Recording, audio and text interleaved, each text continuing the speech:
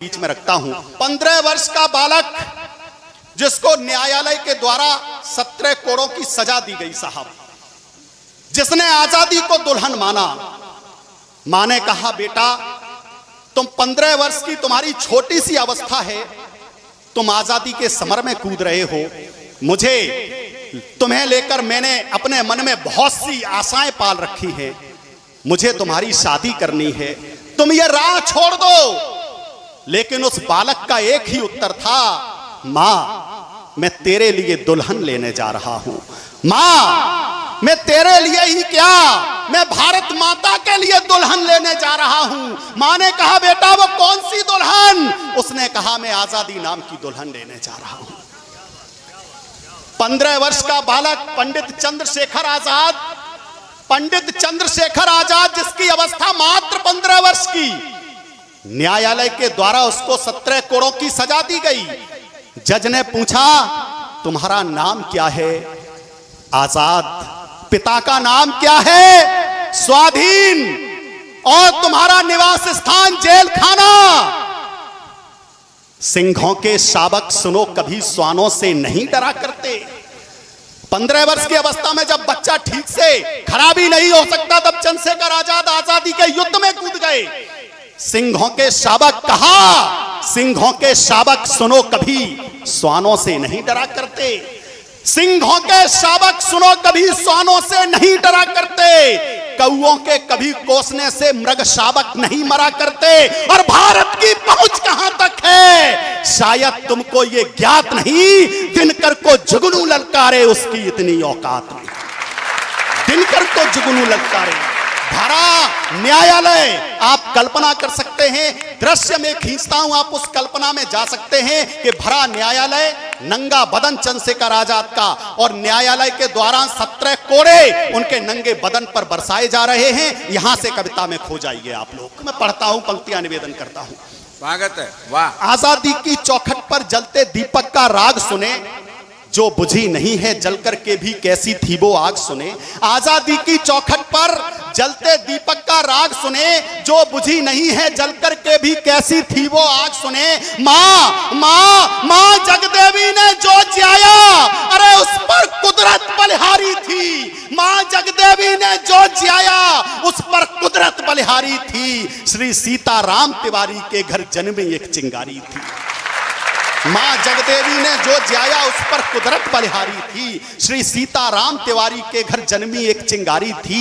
वो चिंगारी जब आग बनी आजादी के सम्रांगण में, वो चिंगारी जब आग बनी आजादी के सम्रांगण में, जो धधक उठी थी 15 वर्ष की आयु लिए बालकपन में, कफन बांधकर अपने घर से निकला जब वो सेनानी, आजादी की खातिर जिसका रोम रोम था बलिदानी, अल्पायु में क्रांति यज्ञ की जिसने ज्वाला धधकाई, अंग्रेजों की सत्ता जिसके भय से थर थर थर्राई। अरे 17 कोड़े खाए पीठ पर फिर भी तनिक न रोया, जिसकी राष्ट्रभक्त को लख अंग्रेजों ने आपा खोया। अरे चट्टानों से टकराने को तत्पर थी जिसकी छाती, मानो दिव्य दिवाकर को छूकर मानेगा संपाति।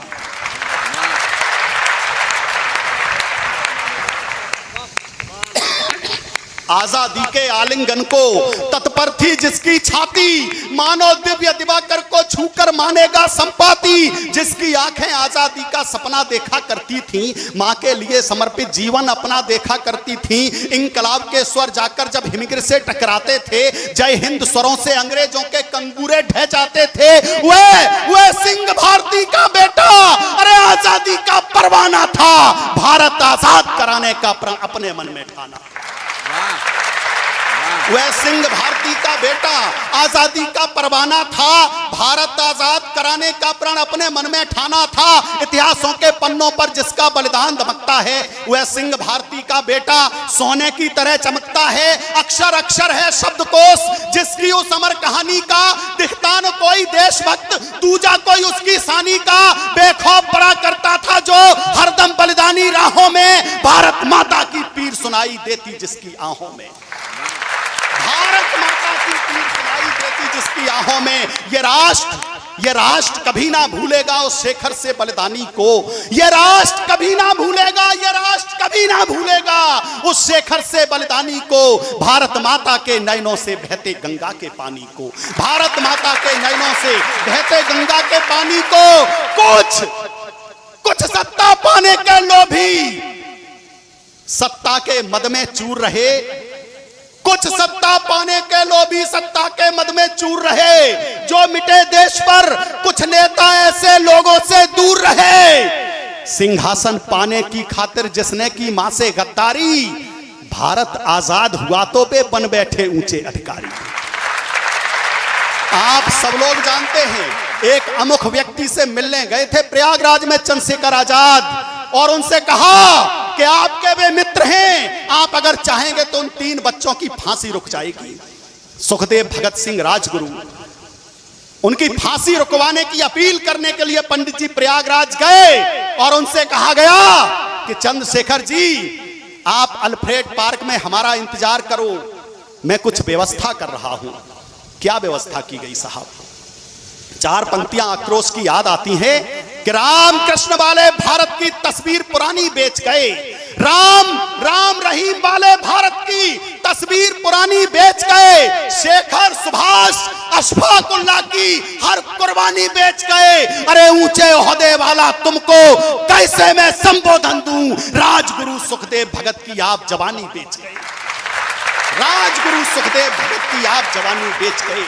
सत्ता के बड़े दलालों को हमने फूलों के हार दिए, सत्ता के बड़े दलालों को हमने फूलों के हार दिए, पर जो आजादी का समर लड़े उनको फांसी के उपहार दिए, हम सबने उनको गले लगाया। जो राजनीति के दास रहे पर उनको सब भूल गए जो आजादी में खास रहे, पर उनको सब भूल गए जो आजादी में खास रहे। कुछ सत्ता पाने के लोभी सत्ता के मद में चूर रहे, जो मिटे देश पर कुछ नेता ऐसे लोगों से दूर रहे। अरे सिंहासन पाने की खातिर जिसने की मां से गद्दारी, भारत आजाद हुआ तो वे बन बैठे ऊंचे अधिकारी।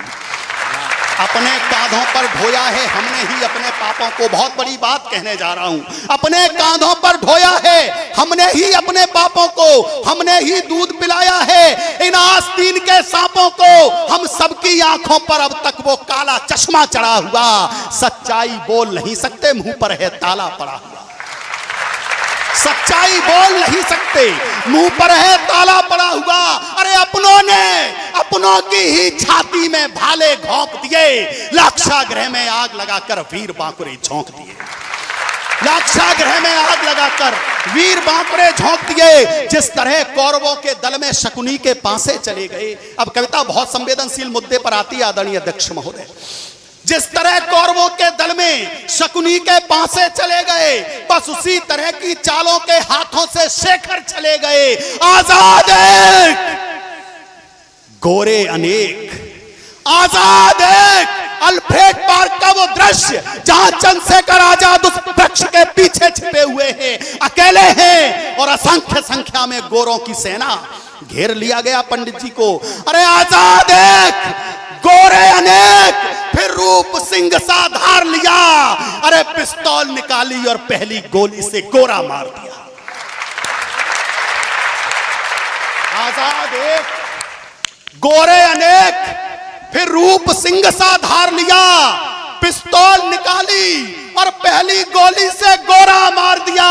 चल रही गोलियां धुआंधार करने शेखर को अंगीकार, उस शत्रु दल के दावा नल से हर एक प्रयास की हुई हार। अरे साहस असीम साधन सीमित, आखिर वो दौर चला आया जब खाली जेब में शेखर ने एक अंतिम गोली को पाया।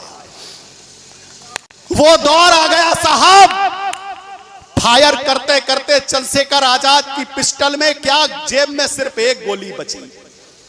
सोच में पड़ गए पंडित जी, आखिर करें क्या। कुछ विद्वान तर्क देते हैं पंडित जी अगर चाहते तो उस गोली से एक गोरे की जान और ले सकते थे, लेकिन पंडित जी चाहते क्या थे।